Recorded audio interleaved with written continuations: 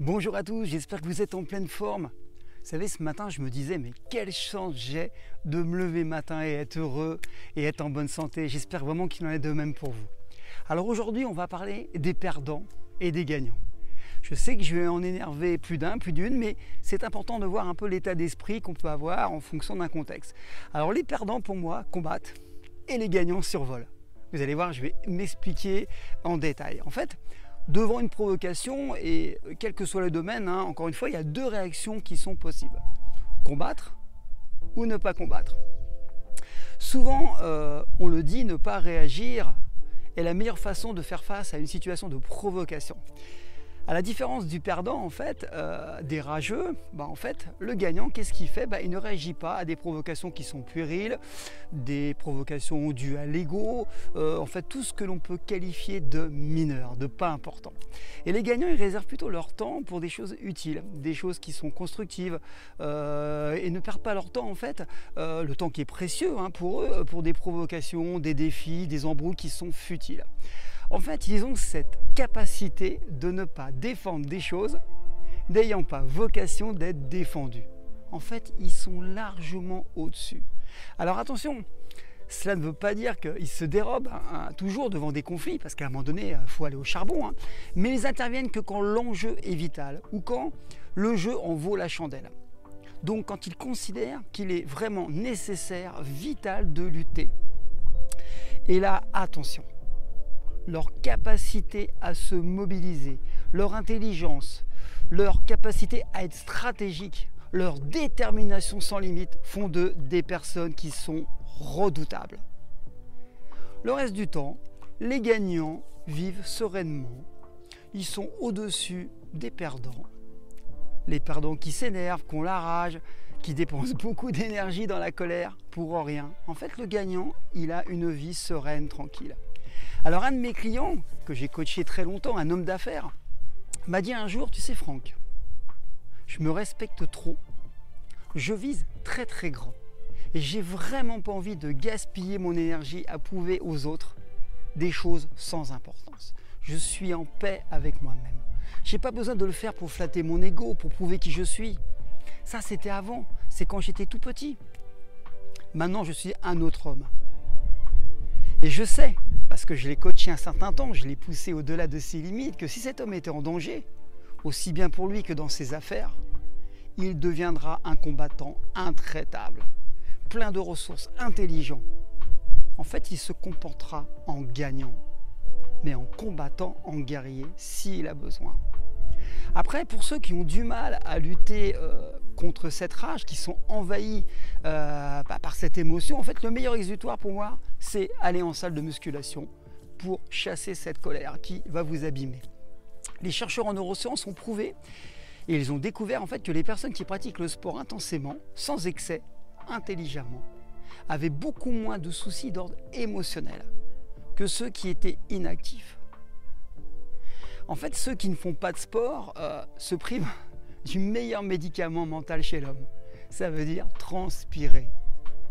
Alors pour moi, c'est la musculation, les arts martiaux, la respiration, c'est ce qui me permet d'évacuer.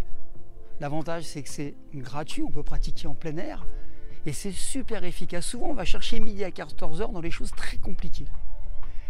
Ce qui est important, ce qu'il faut retenir, c'est que dans la vie, ça ne sera pas toujours un long fleuve tranquille. On sera attaqué, on sera jalousé, on sera dénigré, on soit parfois porté aux cieux. Oh, vous êtes super!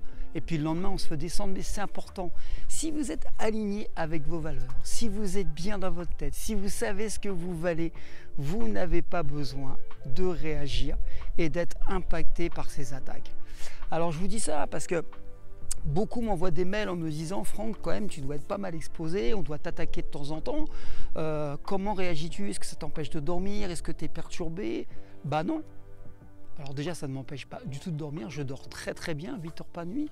Deuxièmement, vous imaginez que quand on est visible, quand on s'expose, inévitablement on est attaqué. Mais l'important, c'est faire quelque chose que l'on aime.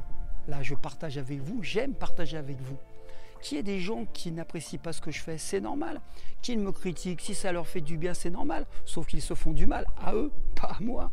Et puis, encore une fois, quand on est bien dans ce qu'on propose, dans ce qu'on croit en ce qu'on propose, quand on fait ce que l'on propose. Moi, ce que je vous propose en termes de remise en forme, en termes de musculation, en termes d'arts martiaux, c'est ce que je pratique. C'est ce que je pratique dans mes coachings, c'est ce que je pratique pour moi. Quand je vous dis qu'il faut s'entraîner très peu, c'est ce que je fais. En fait, ce que je vous explique, c'est qu'à un moment donné, soyez honnête avec vous et faites ce que vous avez à faire sans vous occuper des autres. Continuez, tracez.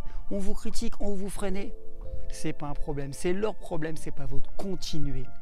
Dans ma vie, ce qui m'a aidé, c'est que tout jeune, j'ai compris qu'on ne pouvait pas plaire à tout le monde et que le plus important, c'est d'avoir une cible et de tout mettre en place pour y aller. Et du coup, quand on met cette énergie dans cette cible, on ne la dépense pas ailleurs. Les gens qui s'éparpillent, qui commencent à regarder ce qui se fait à droite à gauche, ils commencent à dire oui, ce qu'il fait, lui, c'est bien, on s'en moque. Tout est bien quand c'est bien fait. Et on a chacun nos façons de penser. Vous voyez, ce matin, j'étais avec un sportif de haut niveau de l'INSEP, j'étais au téléphone, puis il me dit, je kiffe sur tes vidéos, mais c'est tellement vrai ce que tu dis, c'est tellement vrai sur la musculation que 3-4 séances par semaine, c'est ce que je fais, ça me suffit largement. Il a 34 ans, il est en fin de carrière, un champion international, ouais. Mais il me dit, ils ne comprennent pas que c'est dans ce sens qu'il faut aller. Moi, je vous le dis, je vous le propose, je sais que c'est là qu'il faut aller.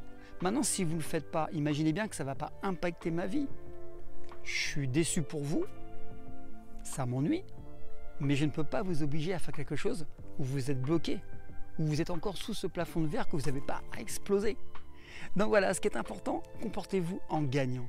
Soyez serein, soyez tranquille, vivez votre vie telle que vous souhaitez la vivre.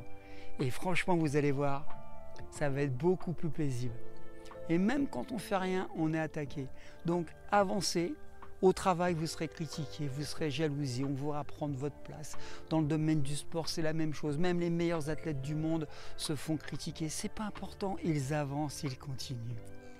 Et puis, je vous l'ai déjà dit, si vous faites partie de la catégorie des gens qui avancent sans regarder ce qui se passe sur les côtés, à un moment donné, on vous laissera avancer. Vous serez tellement loin qu'ils vous laisseront tomber en disant de toute façon, lui, il est différent.